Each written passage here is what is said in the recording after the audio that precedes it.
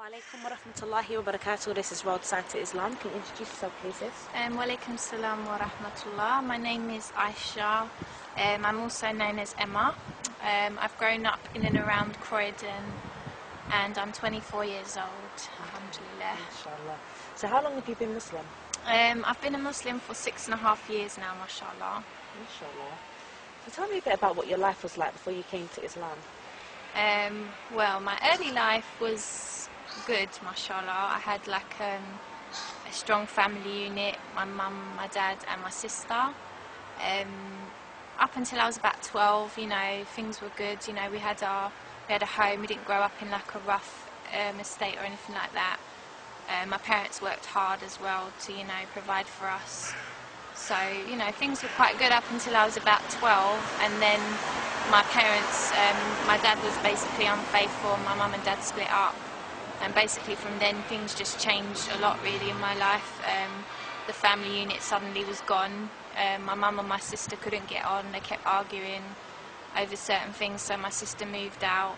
My mum was out a lot because she was trying to get over what had happened, because she's with my dad for such a long time. She was with him since she was about 18, and they got married at 18 as well, so, you know, like, it was a real shock for her that you know, he'd been unfaithful obviously, and, you know, yeah, she was just basically going out a lot, and I didn't really have anyone, so, you know, things were different in the money area as well, because obviously my mum was on her own, and, you know, she didn't have any money. She was always moaning about money and, you know, saying, oh, I can't afford this anymore, you know, you'll have to go and do this. And so basically I was just on my own, and, you know, obviously in this society when you're about 13, that's the time when you start to go out a bit, you know, you have your friends, and basically I just started getting into just silly things like, you know, robbing and graffitiing, you know, shoplifting, just drinking and smoking. I started smoking weed a lot, and just general, like, all those kind of things really, all the things that aren't good for you, you know, to be doing. And then up until 16 really, like, that was just my life for those sort of 3 to 4 years. It was quite, you know, just all over the place. I should have been like studying and working hard at school, but, you know, obviously things just take over and you just start to kind of, you know, do whatever makes you feel happy. And when you don't have a purpose in life, that is just what you do. You just do things to enjoy yourself all the time, and you don't think about the consequences, especially when you're young as well. You don't really think about it. But even though I used to go out and have a good time, I was also really insecure before, like, I was a Muslim. I used to want to get like surgery, and I used to want to, like, you know, everything was just all superficial. It was always about how you looked and not anything else. And obviously that, you know, that side of things is hard as well. Like, when you don't know your purpose in life, you just think that a woman, you know, as a woman, you just think you have to look good all the time, and, you know, you're influenced all the time by society. So, you know, you can get really low days, and I'm sure a lot of people watching this who are females will connect with that as well. You know, like, if you're Muslim, you'll remember that from before, like, and even if you're not Muslim, you'll know what I'm talking about, because obviously, you know, you're expected to do so much in this society as a woman, and that can really bring you down because there's so much demands on you all the time. So really, yeah, my life was just quite, you know, it was a mixture of highs and lows, but the lows were really low because obviously I didn't know my purpose in life. So it's a sad time really when I think about some of the times when I felt really, really low, like I wanted to end my life. And I mean, now I can't even comprehend that, because I would never, you know what I mean, I don't think like that anymore, but that was how I felt, like, so I must have been really low to think like that, you know. It was just subhanallah. Glad I'm not there anymore, like, wow. alhamdulillah. So, like, now that you're Muslim, yeah, how has your life changed?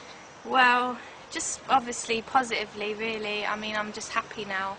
I'm content. I mean, not content as in, like, nothing bothers me or, you know, nothing like that, but I just know what my purpose in life is now. So even when bad things happen or bad things come, I know how to deal with them now, because I know that everything is a test from God, and, you know, that keeps me strong because I know that I'm just being tested, you know, like everyone gets tests in their life.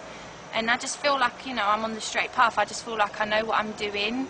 I know how I have to live my life, and it's just nice. I feel like I've got the manual now, so I know how to work the product properly and and I know how to take care of it as well.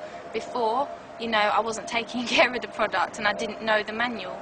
I was just using the product as if, like, you know, just trying to use it. Do you know what I mean? Like, I know that sounds a weird analogy, but it's just like when you get the manual to something, you know how to use it to the best of its ability, and you know what it does as well. You know what it's there for. Do you know what I mean? So that's just how I feel. Like, I just feel, you know, so positive, and I don't let worldly things annoy me anymore. Like, when I see people now who look good, I don't get jealous anymore or anything like that. I just think, you know what, if that's what they enjoy, that's what they enjoy. You know, I am who I am. God made me the way I am, and I'm just pleased, you know. Like, I'm happy for everything that He gives me. So it's just made me so much, you know, so much more humble and grateful just for things. It just generally makes you a better person, really. It just generally makes you a better person, and obviously you just know your purpose as well, which is beautiful. So, alhamdulillah. Mashallah, tabarakallah. So what advice then would you give to the youths out on the streets? Well, obviously, you know, I grew up in and around Croydon, and, you know, I was always sort of in and out of South London because I had friends, you know, in South London, and obviously everyone's sort of seeing what's been happening sort of over the past, well, to be honest, it's been happening for a while, but it's got quite bad over the past sort of 5 years, all the knife crime and the gun crime. But, I mean, just regardless of that as well, I just advise people in general just to try and think for themselves, because I just think a lot of the time young people don't think for themselves. They're always just thinking about what their friends are doing, or what other people are doing in society, or what that rap star's doing, or what that pop star's doing. Just like, try and forget about people sometimes and think about yourself, and think about what you're doing with your life, where you want it to go, you know, because, like, a lot of the time silly things happen because people don't think enough. They just don't think, and I just think people need to really just you know, wise up.